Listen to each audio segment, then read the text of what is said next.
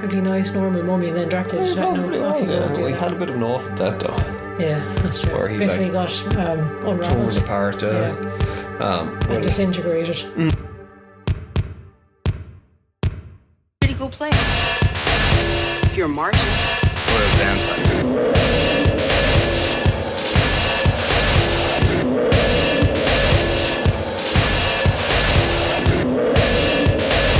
Get yourself a good shark steak. Get yourself a good shark steak. Pretty cool place. Pretty cool place. Hello and welcome to another exciting episode of the Retro Rejects. I suppose that's not really a great kind of like, thing that's going to pull anyone, is it? Is it something going boringly going kind of like hello and welcome to... Maybe you could have a soft, soothing voice with your dulcet tones. Hey guys, welcome to another episode. Billy Super sounds of the 70s. Exactly, yes. Very good. Starting off with Earth, Wind and Fire's Jesus in a Rainbow. What? Yes, anyway. Yeah. On with the show. Yeah, this week's episode, The Monster Squad. For people who aren't familiar with The Monster Squad, it kind of does what it says on the tin, but kind of doesn't as well. I suppose it's an 80s kind of thing. It's the director, Fred Decker, and it was written by Shane Black as well, or co-written by Shane Black. They don't particularly like it being compared to the Goonies, which I don't really think it is like the Goonies. So it's just a group of kids fighting monsters. It's a group of kids fighting Universal monsters. I think it was an opportunity at that stage for them to kind of reinvigorate the Universal monsters as well. But then Universal told them, after they designed all the monsters, and they were kind of like... they were close to production, I think, of them. It was like, we'd prefer if you didn't use the likenesses of our monsters because they were scared that it might hurt. Yeah, their own sort of franchises, I suppose. Yeah, which was pretty much dead in the 80s. I can't remember. No. Like, it's... They were seen as sort of a throwback and sort of real old person kind of thing at that stage, even though they've been revived since, like, but... but even kind of when they're trying to revive them, like, I think with the revivals, the only one that's been some way successful was the Invisible Man one. But they really didn't do anything with it after that. They were, like, once that did, like, the other ones did fairly bad. Like, The Mummy with Tom Cruise was shit. What about The Mummy with The Rock? Oh yeah, but that wasn't... Yeah, that was actually meant to be part of it. Was it Universal, I think. So yeah, because Brendan Fraser more so than The Rock, actually, because The Rock was Scorpion King. Because I think there was that whole thing with Van Helsing as well at the time, which I thought could have really went far, even though I think we might have talked about Van Helsing before. We're going to have to do Van Helsing at some stage. Are we? Yeah, probably. Yeah. Okay. But anyway, the Monster Squad. Yes. And I suppose it could go two ways. The Monster Squad could refer to the Monster Quad. Monster Quad. Poor Frankenstein was never the same after he fell down those stairs. I was thinking of a quad as in like a space, like going out to the quad, but you obviously went in a different direction with that. Space? Yes, like going out to stand on the quad. What quad? Quad what? I don't know. Never mind, mate. It's fine. What's a quad in your head? Isn't it like a space where people can gather? Is it like a playing pitch or whatever? Or a yard or something? Yes, I thought so. But anyway. I don't know. It's also like a little four-wheel motorbike, yes, it's a four-wheel motorbike, all right. And see, when you put quad into Google, because it's Ireland, quads for sale. All the farmers, but... Oh, well, maybe that's what the monsters are all riding around on, monster quads. Quad area. I have to kind of try and sort this and see kind of what fucking is that quad area. No. Right, we'll forget about that. If anyone has the answer to what's going on in Laura's brain. Not much. It's basically just a hamster half-heartedly on a wheel. But yes, the quadriplegic zombies aside, that'll be a great fucking asylum movie. Quadriplegic zombies. Yeah. But, okay. No. I suppose you could have them in wheelchairs. But then you'd have to have walking zombies to push them, unless they were motorised. Yes. So you're getting into you're getting into things that are getting expensive kind of thing, kind of like, whereas like with the normal zombie films, it's just like just slap a bit of paint on them. That's it. Yeah. Sure, if they lose a leg, they lose a leg, and it's fine because that's part of being a zombie, isn't it? But Monster Squad. Did you see when you were a kid? No, actually I didn't. I've only ever seen it as an adult because you forced me to watch it. Yeah. Are you glad I again. forced you to watch it? It's alright. I quite enjoyed it, I suppose, and I could see how being a kid you'd very much enjoy a film like that if you're into horror and a bit of comedy and all the rest as a kid. All right. Well, it's very judgmental the way you're saying all that. But, No, so I wasn't saying like if you're into horror as a kid. if you're a kid. Stupid How dare child. people be kids ever? But I was the same. Actually, I didn't really like it too much when I was young. Now it was hard to get as well. It was very, very hard to get in Ireland. And as well, it was the thing. If you look at any documentaries or people talking about it, and because the thing with the Monster Squad, I suppose it's one of those like people that are involved with. They don't like to seem to kind of like call it or associate with anything. They're like, we don't like to call it a cult movie, and it's like it's the very definition of a cult movie. I suppose. It didn't do well when it came out. Yeah. It didn't really do too well on VHS when it came out. Then it kind of died for a bit. HBO started showing it, kind of revived. Then it kind of died again. And then around early 2000s, it made a big comeback. Yeah. And people kind of appreciated it for what it was. At the time, like say in Ireland, it was hard to get in the way. It was like 15s. Yeah. So I think The Lost Boys was just after coming out a bit earlier. You know, there was a lot of good horror movies out around that time. And that's kind of the target age group, I think, would have been under 15s as well. Yeah, it should have been so at it should have been 12s, exactly, like, or Universal or stuff. But even with that, PG or something. it's like, say, looking at movies like Silver Bullet at the time, Lost Boys, Fright Night, and all that, you know, they were taking things in them. And you know, when you're younger, you kind of like to think of yourself as being older. You don't want to be looking at kids' movies. So I remember seeing that and kind of going, that's not 15. It's like there's no one getting fucking horribly memed in it. Or, you know, so it was like, it didn't, even though I did like it, it didn't have the same allure, say, as Lost Boys, which I had my own copy of it, I think, fairly quickly after it came out. And I was watching that probably daily. Jesus. And The Evil Dead, like, as well. I think Evil Dead 2 probably would have been out around that stage, or maybe a little bit after. And they were two films that I was just looking at religiously when I was a kid. And Transformers, the movie. Yes. Which I think might have been later. But it's, you know, it wasn't... For a lot of people, kind of say our age, and it was definitely in Ireland, maybe in England as well. I don't think it's something that was like a big part of their childhood. Like now, there's a lot of there was a massive fan group of people that are like, oh my god, the Monster Squad. But it seems when you're looking, there's a documentary called Wolfman's Got Nards. And it seems to be mainly Americans because it got a cinema release, limited cinema release over in America. So people that saw that or saw it on VHS or HBO seemed to be the big one. seems to be the thing because HBO would have done like any other sort of cable channel or subscription or whatever. They get the rights to a film and they just play it endlessly. So if you're a kid and you turned on HBO at a kid's time, chances are you'd catch some part of the Monster Squad. So I think people, when they see it that often as a kid, it's part of the fabric of your childhood. Then obviously, you know, you're like nostalgia kind of reasons. It's one of those things, like, it's the first time you probably would have seen it, or the first few times I showed it to you, it wasn't on DVD. So it was like, it was basically, this is like an argument, I think, for torrents and pirate and stuff. The only way you could see it, though, it was people either after kind of recording it off HBO and they uploaded it, or they kind of got it off. I think there was like bootleg DVDs of it, but they were kind of like taken off just video recordings. Yeah. But only for those people. People would not have seen that, or you wouldn't have had access to it. It was kind of the same with Fright Night 2, which we'll probably get into. It would definitely have an episode about Fright Night. I do think actually that's something I was going to say earlier on when you said it had a revival in the early 2000s. I think a lot of films got a real sort of second life because of, I suppose, the way the internet went with torrenting and streaming and stuff like that. People suddenly had access to all these things that weren't actually being released on physical format by the companies who owned them. So it's like, oh God, I remember this film back when I was a kid. I can't track it down, and suddenly it's there in a torrent. But that's the thing that a lot of people don't talk about too much. Like I was on, and like the way, I don't know what way it is with torrent now because they don't do it anymore. But it's like at that Got time. caught by the FBI. Did Yes.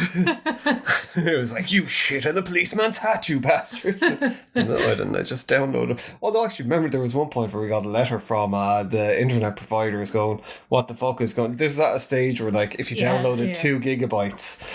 Yes, it's at the a stage month. where if you downloaded 2 megabytes a month, Yeah, it they'd was be like, after you. They'd be like, and what are you doing? I got a letter saying you downloaded 130 gigabytes over the last month. Like, I just was constantly, I think it was undiscovered. Yeah, you I were was just like, I constantly can get downloading everything. things and burning things onto DVD. Yeah, I think the internet provider are like, you're either torrenting stuff or you're running a small business out of your house. Which is it? And please stop doing it. But as well, at that time, like, it was the websites that I was on, it was like all these small torrent things. I can't even fucking remember the name of them now, that had horror movies on it. I was like horror fans that were sharing their collection with people.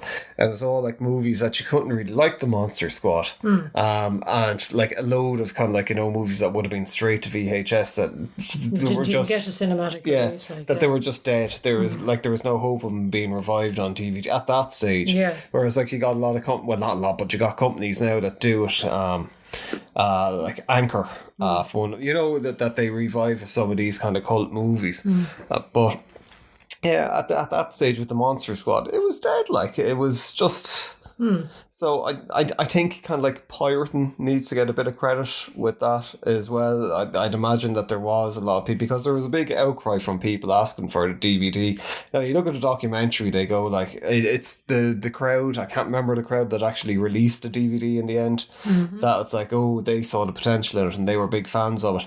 It fucking wasn't. At the time, as far as I can remember at the time, there was a lot of people started kind of like, saying we need the Monster Squad on DVD, because there were petitioning around that time when people kind of started speaking up a lot. And I think there might have been someone from Ain't It Cool or something like that as well that was pushing for it. oh, right, I didn't realise that. That that's how it got it. It wasn't like that there was these executives that go, oh, you saw is like the Monster Squad, let's bring it back. It was fans. Yeah, exactly. Drove it. Now that's after kind of tipping over into more toxic shit nowadays. Like, Demand and everything. yeah.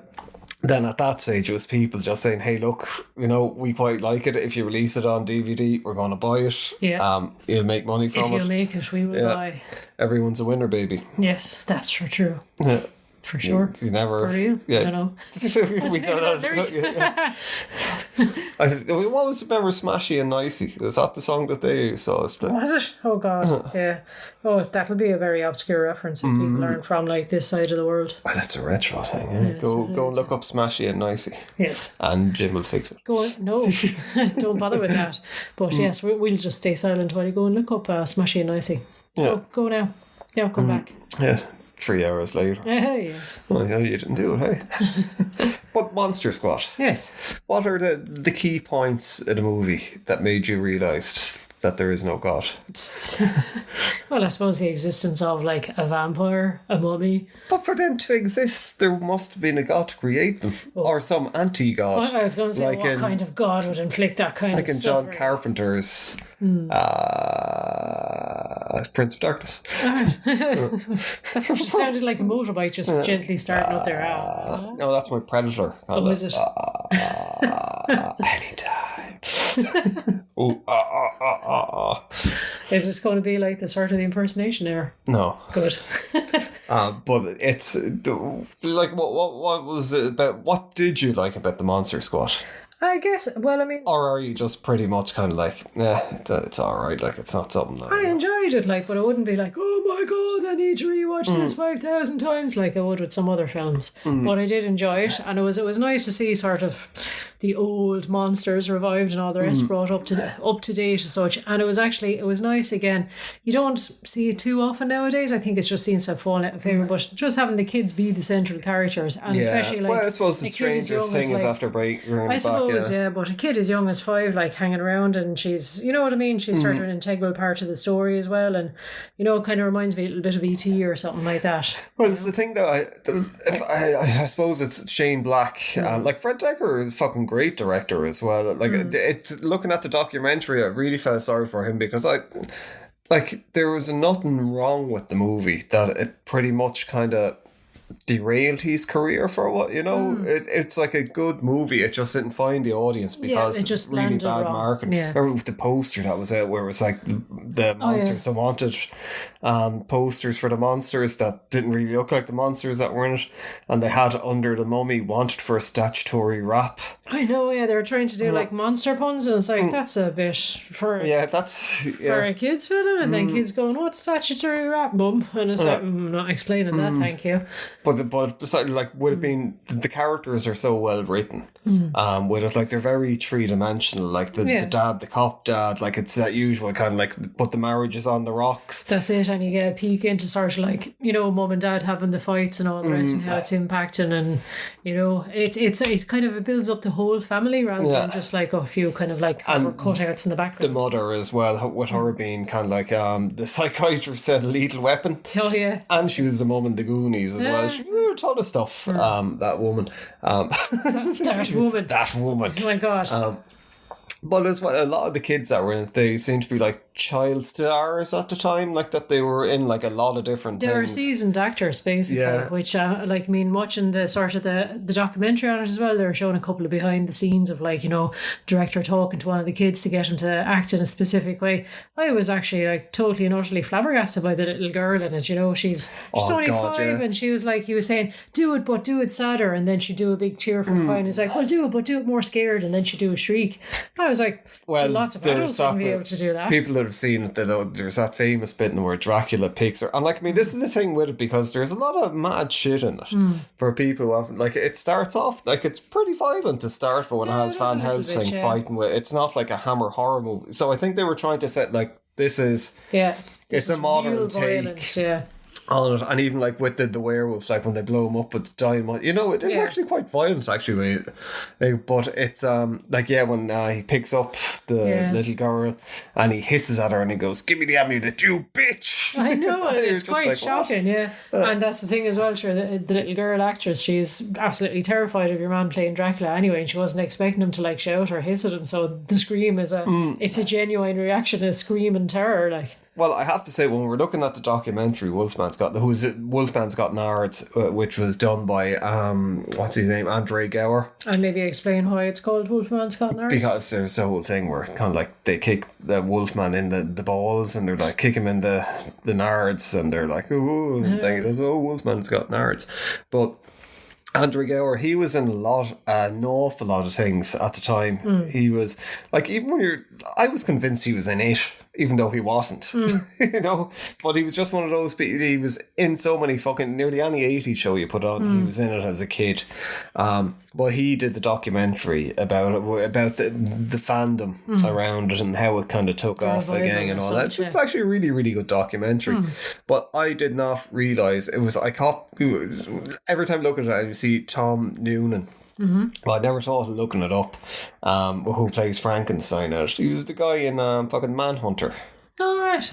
Yeah, he's been in a ton of fucking stuff. He was like the bad guy in RoboCop 2. He was in Last Action Hero, The House of the Devil. But like, he's just been in a fucking people you know. But this is the thing with the guys. Like, even though the kids are all great in it, the monsters were done really well in it as well. The special effects were amazing in it. And that's the thing, they really hold up again today as well. They do, because they're practical. But it's Stan Winston anyway was involved with it, and when you look at it, like because they weren't allowed to do the creature from the Black Lagoon, so they did the Gill Man. But it's probably better than the fucking creature from the Black Lagoon. Yeah. But and one of the guys that designed it and made it, he actually was dressed up as in the costume. Yeah, and they basically glued him into the costume as well. It was a one-piece bodysuit nearly, so once you're in it, and you weren't getting back out. But it's fucking amazing. The mummies, they're all good, like, they're all good. The Wolfman, I think the head on the Wolfman is a bit... I think that's the thing, I think no matter what werewolf thing you do, unless they're proper scary and closer to a dog than a human, they're going to look a bit like, it's just a guy with a hairy face. But as well, it was following that, I think around that time in the 80s as well, it was going for, the werewolf kind of thing was a bit played insofar as like the reluctant werewolf, so it was going like stuff like The Howling and well, there was a load of Howling movies in the 80s, but Teen Wolf. Yeah, Teen Wolf, yeah.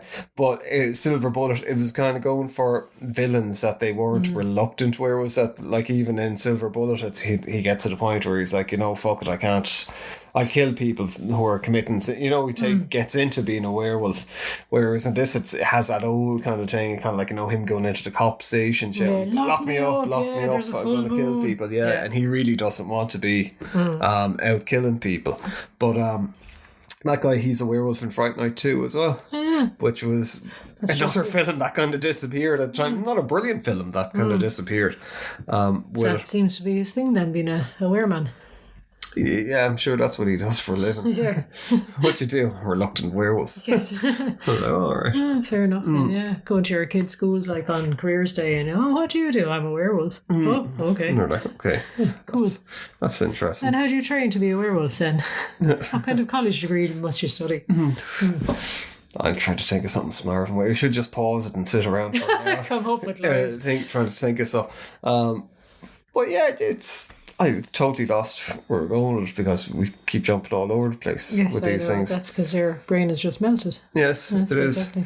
But yes, we were talking about the monsters and how good the special effects were. Yeah, they were. And the guy, Dracula, he was brilliant in it. But it was that thing, like you compare The Lost Boys as just after coming out and it was a fresh take on the whole vampire mythology. And you looked at the makeup and that. And as well, there was like Fright Night as well. Although Fright Night was a couple of years beforehand, but it was still very much doing the rounds. So, people, it was like you had Hammer horror movies kind of died, I suppose, at the end of the 70s. The Dracula franchise, definitely, where people were like, you know what, I'm sick of fucker running around in a cape. Yeah, it's all a bit hammy and theatrical, isn't it? Yeah. And ketchup blood. Yeah.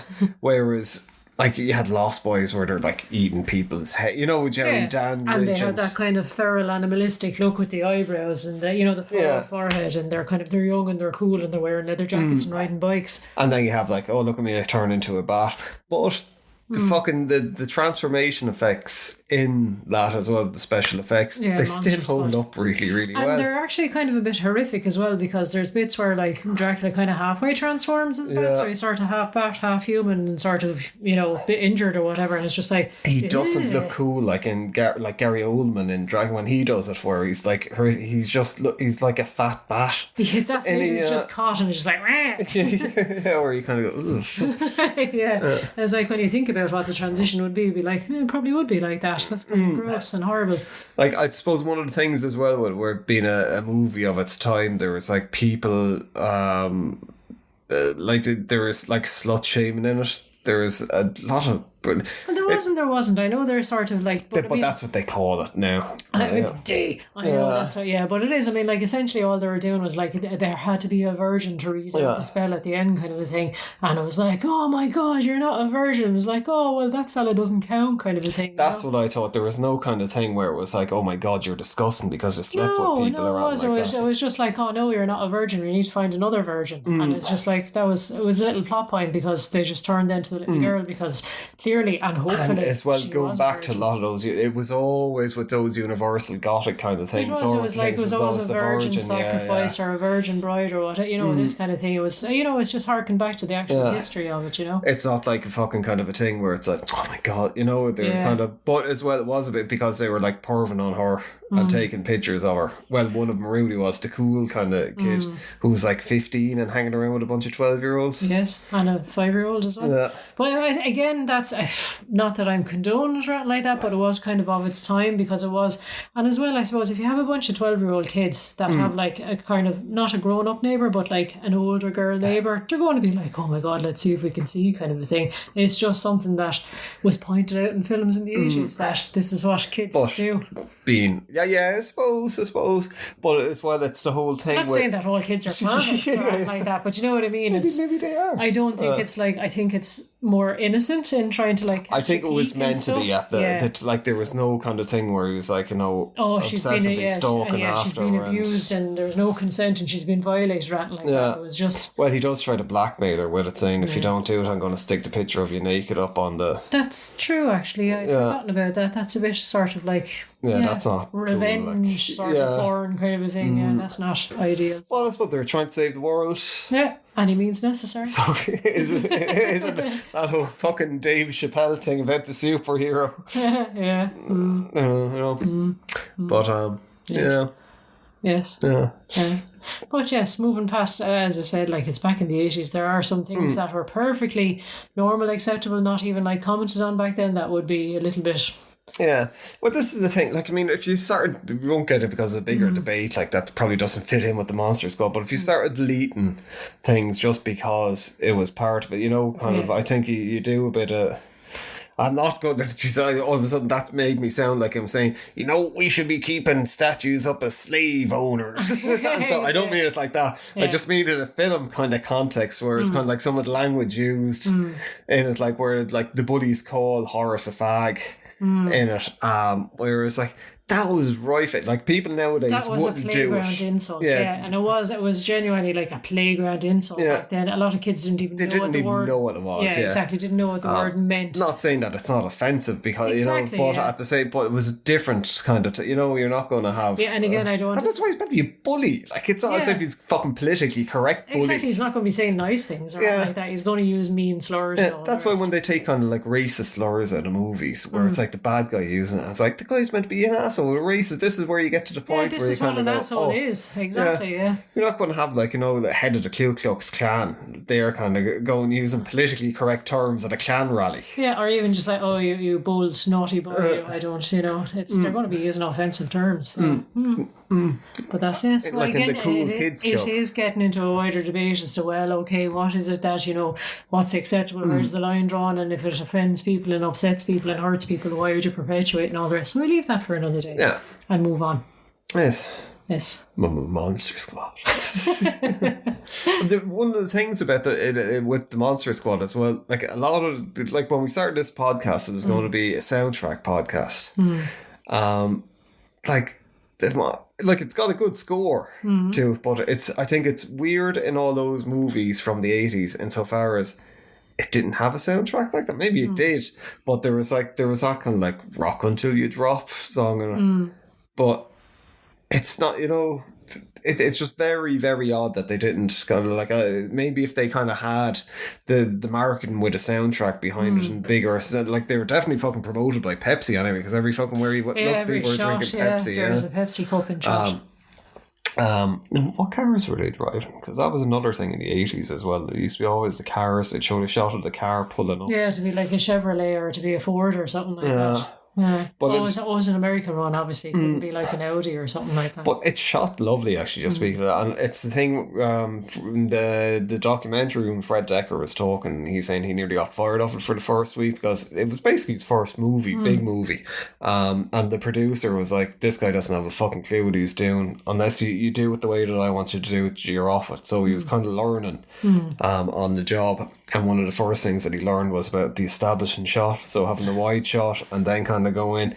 And like nearly every scene, you know? Yeah, the sequence are. But it is the thing, like, because often a director has gone through and shot all of a particular scene and then gone away and gone, I don't have an establishing shot. And that shot is rubbish, so I have nothing to cover over here. And you always need to have the establishing shot there just to have your cover. But it worked so well because like it is shot absolutely gorgeously. Like there was some of the bit in the montage when they're, I don't know why there's a montage of it. They're getting ready to go off and they're making There weapons. always has to be a montage though. It's the 80s. But you know, it wasn't. People did it for exercise. Yeah, it was like something that probably happened over the space of half an hour. But it was like with Ruby. Well, did you want to sit there for half an hour and watch them getting ready? Yeah, well, you would nowadays. That's what people would expect now. I want to see it in a TV show in real time.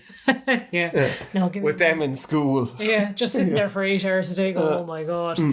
But it's where there is one of the shots where it has all of them walking off into the sunset with Frankenstein. They're kind of playing with Scraps, the dog. Was it? Or no, maybe Scraps was the teddy bear. I don't know. Yeah. But I'm hard pressed to remember the names of the actual characters, never mind like dogs and teddy bears and stuff. because you hate children. Absolutely. Yes. Never mind that I can't remember the name of the mum and the dad or anything like that either. They're just like mum and They dad. were Mr. and Mrs. Monster Squad. Yes. I see you're paying particular attention as well then. But I was looking at the thing before we came on, and they were talking about the marketing to it as well. I didn't realise they had a tagline in it saying, "Oh, you know who to call for ghosts," or something like that, and this is who you call for monsters.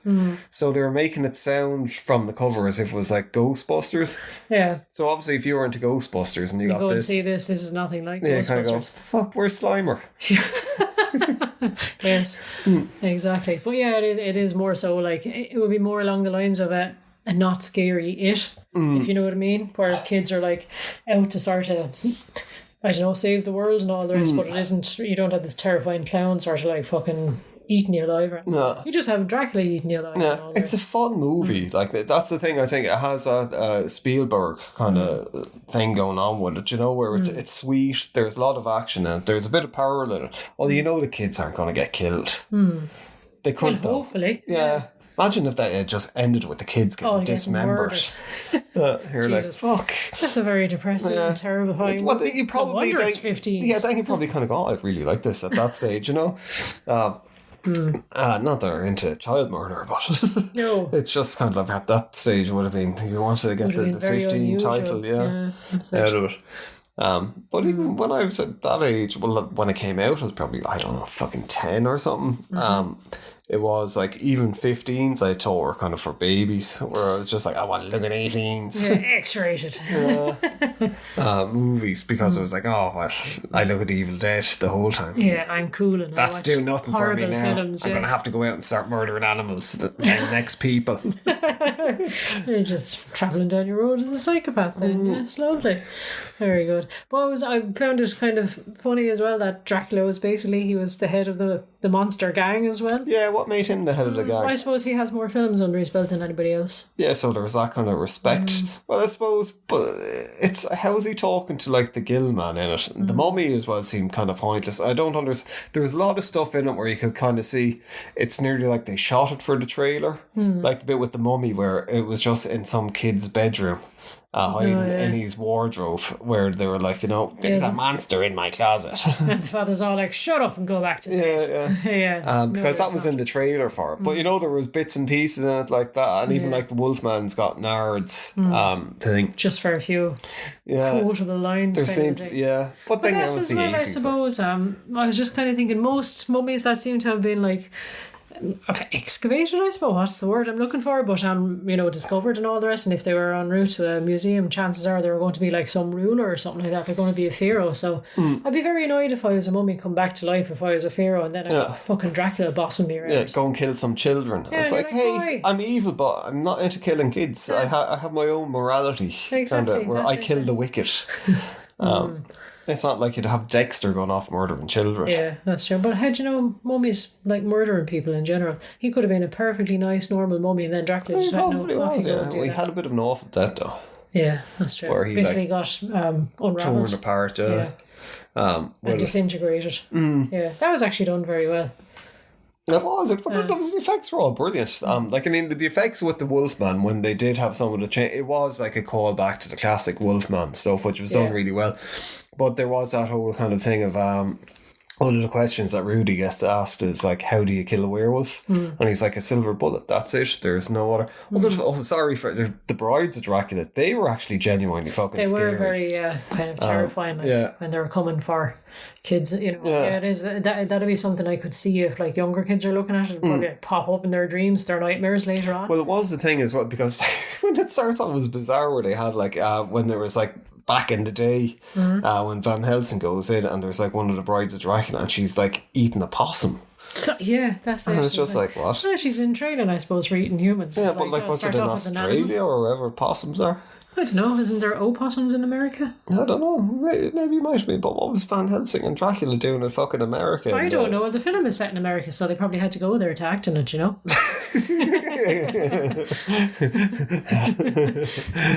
Yeah, maybe. Can I see your documents? You're wanted for assault and battery. Oh, very funny, yes. But what were we talking about before? See, this is if people haven't, like, we're a couple of episodes in now, you might notice that both our memory is fucking torn to shit. Although I do remember a lot of stuff from the 80s. That's the thing. I But think not what we talked about like 2 minutes beforehand. I think you might have early onset, like, I don't know, senility or something like that, because like your long-term memory is fine. It's like, yes, I remember 1985 like it was yesterday. Can you remember yesterday? Nope. No, because you know, home. And then they did this to the mummy, and they're like, of course they did. Get the Thorazine in him. Yes, but anyway, back to the overarching story. I mean, we haven't really, obviously enough. It's like kids sort of like the monster squad kids. They're all into monsters. They're all into like. Are they? They're not into kind of like, yeah, really fancy. They're into like fucking what's it? Collecting stamps. Yeah, and then all of a sudden monsters show up. Yeah. But yeah, when they get like Van Helsing's book at the start, because it's the whole thing. The story is that fucking there's this amulet that can kind of suck monsters into limbo, kind of like, you know, can disrupt the balance, but once every 100 years at midnight on a certain day it can be destroyed by the forces of evil, or it can be used as so it can kind of like throw the balance in one way or another. And it starts off with Van Helsing trying to get rid of the monsters, but they get sucked in instead. I thought that was really good as well, where they have that the trail, the writing kind of going, oh, Van Helsing and the monsters kind of like killers, they went off to do it, but they blew it. Yeah. So it kind of sets it up where it's like, it's not...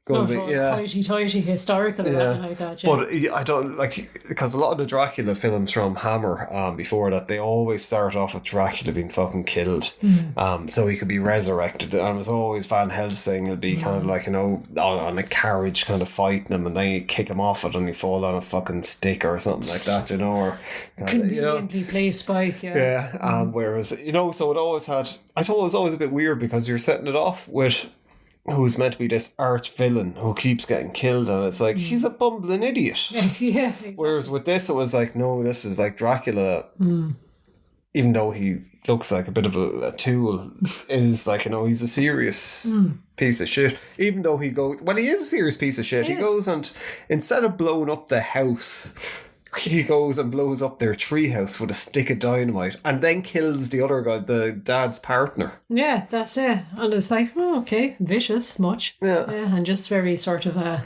don't know, just unnecessarily sort of like, I don't know what the word is I'm looking for. A bad man. Yes, you. But even the malicious. One of the things it's very slightly touched on. So there's like a scary German guy living in kind of rundown house that all the kids and all the neighbourhood is afraid of, because he's a scary old man. Yeah, and it doesn't even mention it. It's just like when they do make friends with him, because he can read Van Helsing's diary, which is written in German. He's like closing the door, and he's like, oh, I've dealt with monsters before. When he's closing the door, he's got like the Holocaust survivor's tattoo on his hand, the numbers, or arm, but if you didn't know it, like, you'd never, you know, and it's not brought up. It's just a throwaway line and such, and but like, it's just there as a nod. So much to that character thing as well, because like, if you're in, like, you know about him, or if you're young, you kind of go, oh, why did that man have? Exactly, and then suddenly you're down a history sort of like, you know, hole, I suppose, really, and you actually start finding out about things. Yeah. And it's always, you know, sort of, there are monsters, and a lot of them are human. And also, don't judge a book by its cover as well. You know, everyone's thinking this guy was scary, and, you know, he's just a guy trying to live his life after having some horrific experiences, and people are still kind of treating him as an outsider. Of course, it could have been like in that Larry David episode. Remember where they were doing the whole thing for what they thought was a Holocaust survivor? I think he was a chef in one of the restaurants. They wouldn't fire him because he had but it was his lotto numbers he used to write on his arm. Yeah, I don't think it was that in the film. And when they were trying to set it up for survivors, it was like contestants that were on the show Survivor showed up. Fuck's sake. But yeah, Larry David isn't in this. No, he isn't. Or maybe Larry David was the mummy. Maybe he was Frankenstein, but no, we established he wasn't. That's what we could set that if we just go back and delete it. Yeah, edit Wikipedia. Who's going to be checking? But yes, I'm just on a totally different note. I always find it hilarious that you can edit Wikipedia, because people just throw the most random shit up at times. And if it's a not very frequently visited page, it's going to stay there for some time. Yeah. Yes. And then in the future, people are like, oh. They just take it as fact, and suddenly it's in some student's essay for college. Larry David was the mummy with the rock. Yeah. There's not much else really to say about. No, it's just it's a good kids film that's actually not a kids film because it's like 15s. I think it's a shame everything that happened with it. I if it had come out, I think probably a little bit after The Lost Boys, or if they had the proper marketing, or just away if from. it was pushed, if there was a lot of different things done with it, not kind of like related to the actual director or the stars or anything like that, because the movie is very, very good. It could have, like, even if it was fucking pushed as kind of like the Goonies meet the monster, like Universal Monsters, it could have had, and it's a real shit. Like, looking at the documentary, it is a shit when you see these. Like, it's great nowadays that it's got the recognition that it deserves, but where you kind of go, fucking, like, you know, there was a lot of things that kind of went against it, that this movie could have just disappeared. And like, if we had kids, it'd be a movie that you'd love to show them when they're young. Like, exactly. And I mean, again, there's all these. I mean, they hark back to Frankenstein's own story, well, Frankenstein's monster story, I should say, not Frankenstein, but, you know, sort of making friends with the little girl. And again, that shot, that throwback, whereas in the original where he threw the little girl into the water because he saw her as a flower and stuff, whereas in this, instead, he just rips her spine out, like the Predator. You're watching a different film to me then, are you? Yes, but no, I think, again, that's a nice lesson for kids to learn as well, like, don't judge a book by a cover. Someone who but at the same time, don't, like, you know, don't go off hanging out with monsters. There's a guy with kind of like fucking kind of like, you know, a picture of a dog getting fucked tattooed on his head, and he's like, want to see a puppy in the back of my van? I'm like, okay. Yes. Monster Squad said this was cool. I don't think so. Yes, don't do that, kids, if you're listening.